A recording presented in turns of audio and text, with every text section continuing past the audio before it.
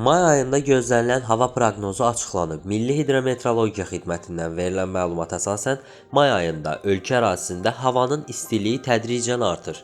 Son illərdə may ayında hava şəraiti ötən illərlə müqayisədə daha çox dəyişkən keçir. May ayında ilin fəslinə uyğun olaraq isti və soyuq atmosfer cəbhələrinin növbəli şəkildə ərazimizə müdaxiləsi nəticəsində istilik və təzyiq fərqləri yaranır.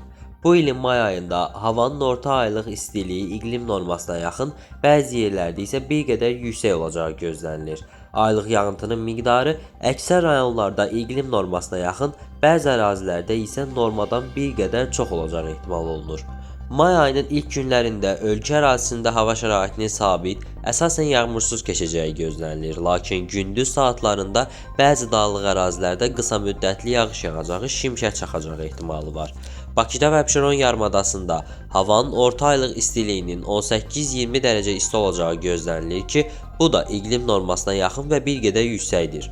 Gecələr havanın istiliyi 15-20 dərəcə isti, gündüzlər 22-27 dərəcə isti, bəzi günlərdə 30-35 dərəcə isti olacağı gözlənilir.